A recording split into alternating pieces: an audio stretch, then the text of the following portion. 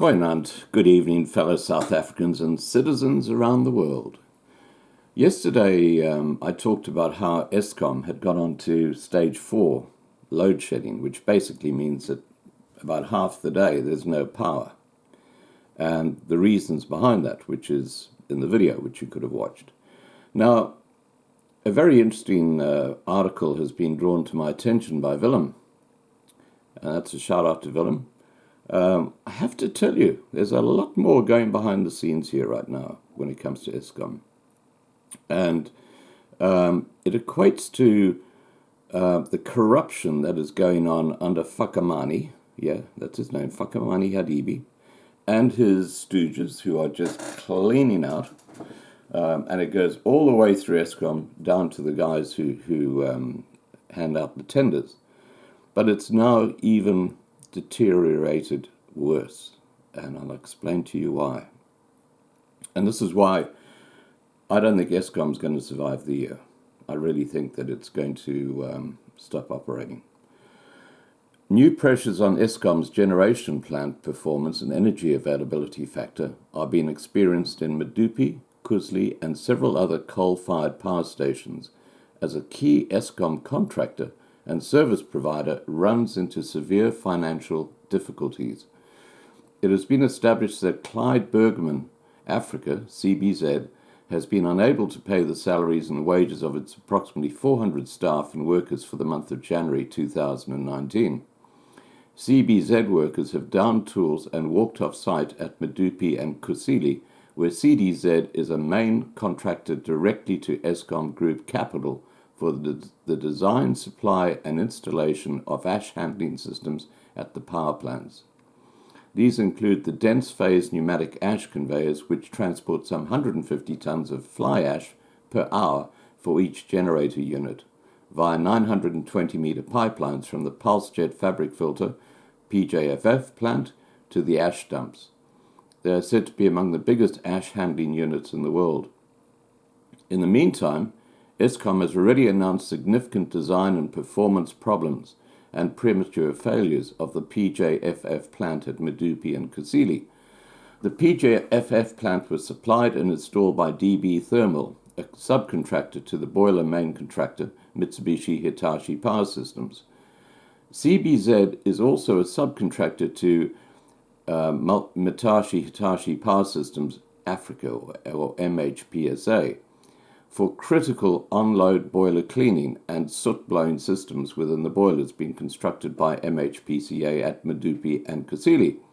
However, work by CBZ for MHPCA is said to be continuing, at least for the time being.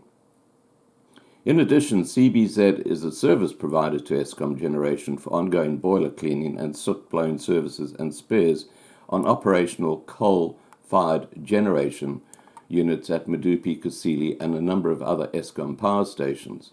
Now, these are the ones that are still running. CBZ workers are said to have already downed tools on the operational boiler units at Majuba and Camden and moved off-site. Service work on the operational units at Medupi, Tutuka, Kendal, Kriel, and Mata power station appear to be continuing for the time being, but the workers are apparently on tenterhooks and could down tools at any time, according to informed sources. While ash handling, boiler cleaning, and soot-blowing capital projects, services and spares may be a somewhat obscure and little-known subject amongst the general public, these are highly technical and specialized systems and services that are critical to the performance and availability of coal-fired power plants. Failure of the PJFF plant and the proper functioning of the associated fly ash material handling system leads to major particulate emission violations. These are now commonplace at Medupi, Kusili, and other Eskom coal-powered fire stations. As thousands of tons of fly ash go up in chimney stacks into the atmosphere in the form of air pollution instead of onto the ash dump. Failure of the PJFF plant and fly ash material handling systems also impacts on partial load losses on the generation plant and planned and unplanned generation plant outages resulting from an inability to manage the output of ash from the boilers. Ongoing boiler cleaning and soot blowing within an operational coal-powered boilers is critical to ensure adequate heat transfer to the boiler tubes and to prevent the build-up of clinker or slag within the boilers from non-combustible elements of the coal used. In a relatively short time, failure to clean boilers, remove soot, and prevent the build-up of clinker within a boiler causes boiler tube leaks and partial load losses as the output of electricity from the generation unit is reduced.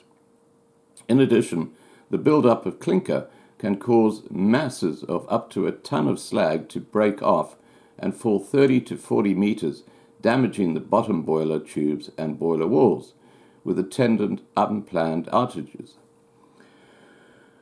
Eskom Head of Risk and Sustainability and Acting Head of Generation, Andrew Etzinger, downplayed the risk to security of supply through CBZ failing and indicated that no red flags had been raised by individual power station managers. He further indicated that Eskom subsidiary Rotec Industries, Roshkot, would be able to step in where necessary. Eskom COO Jan Aberholzer, on the other hand, appeared more aware of the risks and said, "Yes, we have challenges at CBZ. We are looking at how to deal with the situation. The risk is serious, but we are in the process of addressing this and assisting financially within the contract, while ensuring no financial risk to Eskom." Okay, this is the real key issue here.